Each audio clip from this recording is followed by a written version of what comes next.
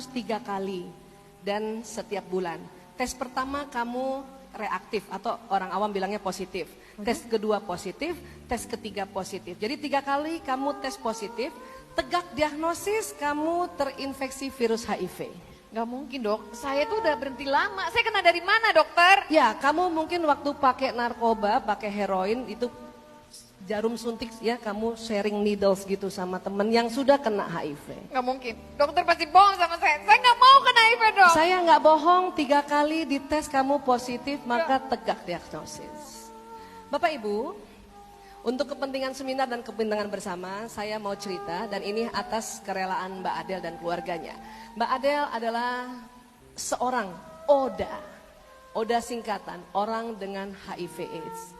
Di tubuh Mbak Adel ada virus HIV yang merusak daya tahan tubuhnya. Memang HIV menular tapi tidak menular lewat salaman atau memeluknya. Atau minum 1 gelas bersama atau toilet umum bersama dipakai, tidak menular. Menular kalau Mbak Adel pakai suntikan, kemudian saya langsung juga pakai suntikan itu. Kenapa virus itu ada di darah? Menular juga kalau Mbak Adel hubungan intim suami istri akan menular ke pasangannya. Dan menular juga kalau Mbak Adel hamil dan kemudian lahir anaknya lewat jalan persalinan normal.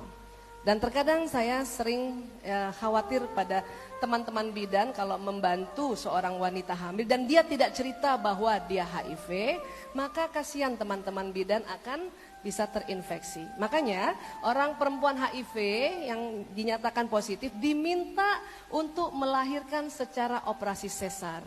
Agar dokter-dokter sudah siap. Baju berlapis-lapis, handscoon berlapis, ya, sarung tangan, pakai kacamata yang selebar ini sehingga waktu menolongnya tidak terciprat darah. Mbak Adel punya anak? Punya. Baik, Bapak Ibu, apa yang ditakutkan oleh Mbak Adel? Takut pada satu saat masuk AIDS. Ya, apa sih yang terjadi pada orang virus HIV? Saya kalau jalan sama Mbak Adel, kemudian ada orang sakit mata, maka Mbak Adel yang duluan tertular. Karena daya tahan tubuhnya menurun. Kalau saya jalan sama Mbak Adel, kemudian ada orang cacar air, maka dia duluan terkena dibanding saya. Itu sebetulnya virus HIV. Lama-lama ya, daya tahan tubuhnya hilang.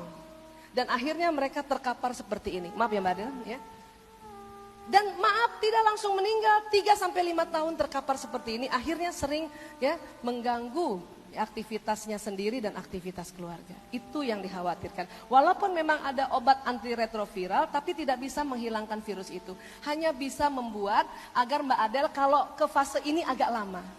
Orang kalau tidak pakai antiretroviral, dari kena HIV, masuk ke sini 5 tahun, tapi kalau pakai insya Allah 30 tahun masih bisa bertahan. Doakan Bapak Ibu ya. Di Indonesia banyak sekali orang yang seperti Mbak Adel. Mbak Adel. Ya. Mbak Adel berapa bersaudara? 6. Yang pakai narkoba ada berapa? 5. Mbak Adel 6 bersaudara, 5 yang pakai.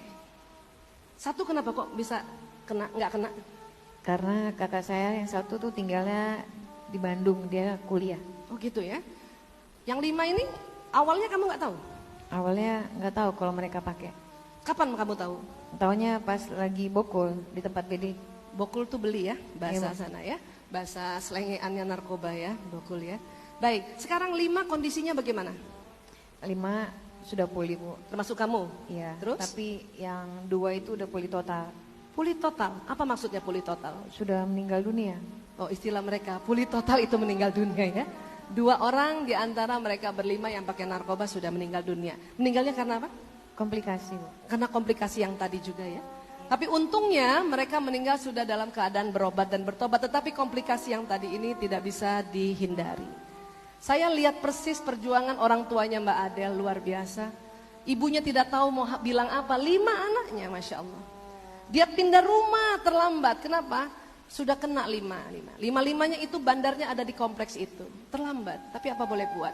Dia hanya sholat terus sampai sholat tahajud gak pernah putus-putus ya. Akhirnya terselamatkan 5 tapi 2 tidak bisa terselamatkan karena komplikasi. Bapak Ibu, mohon Bapak Ibu jaga anak masing-masing, jaga diri masing-masing. Bapak Ibu mesralah antara Bapak dan Ibu agar anak-anak nyaman di rumah. Kalau sudah kayak mereka susah sekali. Untung kalau bisa berobat seperti ini dan bertobat.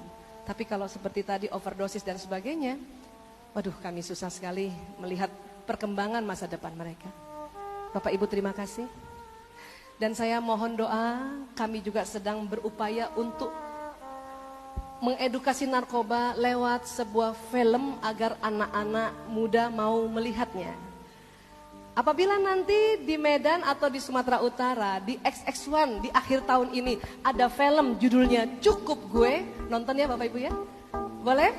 Ya tepuk tangan dulu buat usaha kami membuat film Cukup Gue Aja Deh.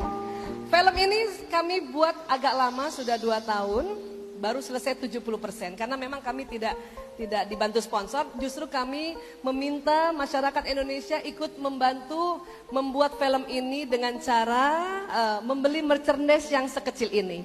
Mudah-mudahan Bapak Ibu juga pada saatnya nanti setelah selesai acara berminat juga, ya berarti Bapak Ibu membantu pembuatan film kami. Terima kasih banyak, ya sekali lagi terima kasih Pak Bambang, terima kasih banyak, terima kasih semuanya Bapak Ibu, terima kasih. Bayangkan orang tua mereka saja dengan kekuatan doa dan cintanya bisa bangkit, apalagi Bapak Ibu yang anaknya masih baik, masih bagus.